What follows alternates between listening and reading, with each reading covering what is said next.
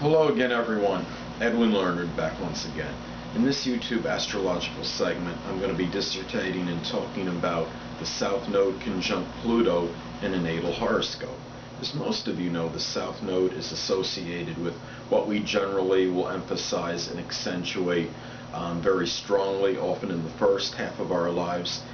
And we hit a certain point in time, generally near age 30, where it becomes a redundant or monotonous kind of thing, and we say, well, it's been there, done that, and we divert over to the North Node, while not necessarily eradicating the South Node energy completely, but merely integrating it with the North Node. Now we look it up. Pluto, that's connected with regeneration, transformation.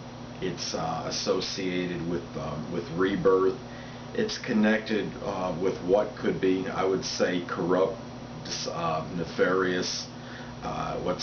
It's destructive, and it's associated with death, power, manipulation, control. And anyway, people, let me get started. First thing I'll look at when I see somebody that has the South Node conjunct Pluto in their natal chart, this could be a person that has a strong propensity to look deeply into things and detect duplicity in others. But on the same token, it could be somebody that maybe is looking for, maybe a little strongly, the deeper, maybe looks too deep, maybe from time to time when perhaps thinking there's maybe an ulterior motive, for example, when there actually isn't.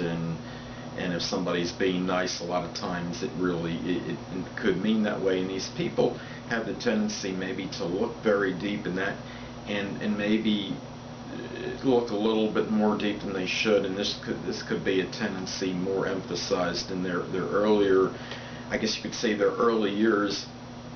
This could be a person that has strong, profound interest in psychology or astrology as well, and something that maybe they look at very strongly in the early part of their lives. There might be some issues that are connected with manipulation, control to some degree. There may be some issues where, as far as maybe making transformation in their lives, this person might feel compelled maybe to do this, maybe for the sake of changing. Perhaps maybe they don't really always need to, but there might be some there might be some strong tendency to maybe or feel some compulsion maybe to do this and make changes when sometimes they're not needed, sometimes they may be. This could be a person that may maybe have problems to some degree, maybe in asserting themselves, as far as not necessarily asserting themselves, but maybe when I talk about power issues, there might be times maybe when the person might express or maybe their power a little bit too much in some instances and come across as somewhat domineering, and maybe other times when they don't, when maybe they should maybe show this a little bit more in some situations, that as far as control, for example, over a child to some degree. And obviously I'm talking about in a constructive parental way, but I mean there might be some strong vacillation with this, and sometimes maybe showing the power side too much, and then other times maybe not enough where when it really needs to be shown. On this conjunction obviously is going to vary. It's going to have a different, depending on what house it's in. It'll be impacted a little bit differently from house to house. I mean, if somebody has this conjunction, say in the third house where siblings are, it could indicate maybe there were some control or power issues connected with siblings, if applicable, if the person has them. In the seventh house, obviously in partnerships, relationship issues, maybe to some degree. And say if it was in the 8th house, it could indicate perhaps there might be some control issues regarding another's resources with the sexual part. It could indicate maybe there was maybe that person maybe was somewhat more strong controlling, more of a controlling person toward the person that has this, or it could be the other way around. Maybe this person that has this aspect might be the one that's the more, I guess you could say, the domineering or the controlling type person in this relationship. So the one thing is, people that have this conjunction, they're going to have obviously the North Node in opposition to Pluto in their natal chart, and what this could indicate is the person maybe as far as their